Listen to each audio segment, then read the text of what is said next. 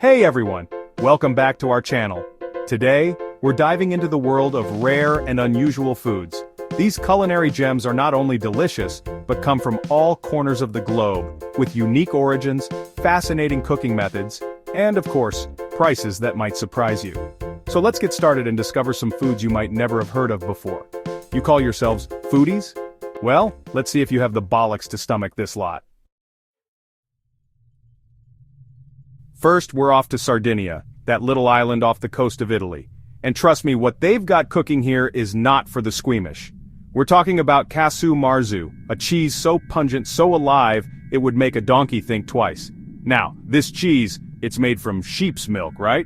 But here's the kicker, they let fly larvae, maggots, feast on it during the fermentation process. You heard me right, maggots.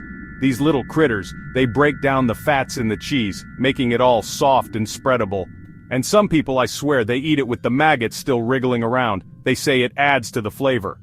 Now, I've tasted some dodgy things in my time, but this is a whole new level of madness. The flavor is supposed to be strong, intense, like a punch in the face with a block of aged cheddar. They usually eat it on bread or with some of their local flatbread. But good luck finding it, because this cheesy nightmare is illegal in a lot of places. And the price? Well, for a cheese that's crawling with insects, you'd be surprised. It can go for 30-40 quid a pound. So, are you brave enough to try casu marzu, or are you going to stick to your cheddar and crackers? Imagine eating something so rare it could be your last meal. Welcome to the world of the rarest foods where every bite is an adventure. This, my friends, is not your average fish and chips, alright?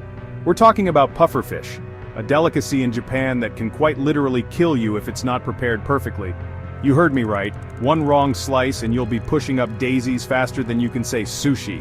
This fish, see, it's got this nasty toxin in its liver, ovaries, skin, the works. One prick and it's curtains for you. That's why in Japan you need a bloody license to prepare this thing. Only the most skilled chefs, the ones who've trained for years, can even touch the bloody thing. But here's the kicker, people still eat it. Why? Because when it's done right, the flavor is supposed to be something else, subtle, delicate, with a texture that melts in your mouth. They usually serve it raw, sashimi style, or sometimes in a hot pot. And the price? Let's just say it's not for the faint of heart. A single meal can set you back a couple hundred quid, maybe even more depending on where you are. So, are you brave enough to try fugu? Or are you going to chicken out and order a pizza instead? Chapter 3. Now let's talk about something a little more refined, a little less likely to send you running to the bathroom. Saffron. This, my friends, is the king of spices, the gold standard, the culinary equivalent of a Michelin star. It comes from a flower, a delicate little purple crocus, and each one only produces a few tiny threads of saffron.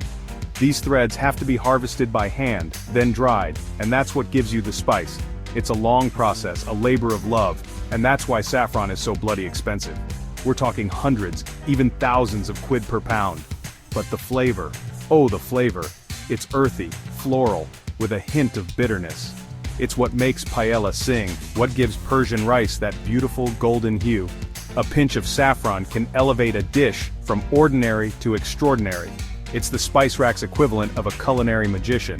So, next time you're feeling fancy, splash out on a bit of saffron. Your taste buds will thank you for it.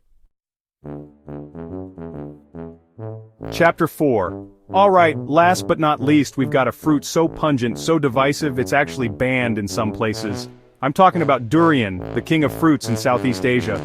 Now this thing, it's got a smell that can clear a room faster than a fire alarm. Imagine a bin full of old socks mixed with rotten onions and a hint of gym locker.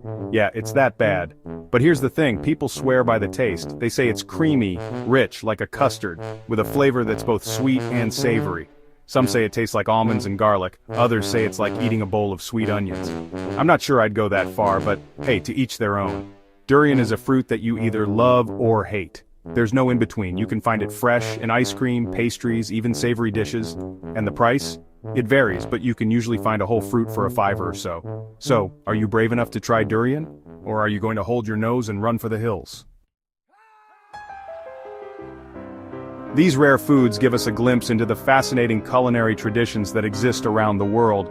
From the risky but thrilling fugu in Japan, to the creamy, controversial casu marzu in Sardinia, to the vibrant and expensive saffron, and the daring durian, there's a whole world of flavors out there waiting to be explored. Would you dare to try any of these? Let us know in the comments below. And if you enjoyed this video, don't forget to like, share, and subscribe to our channel for more unique food explorations. Thanks for watching, and until next time, happy eating!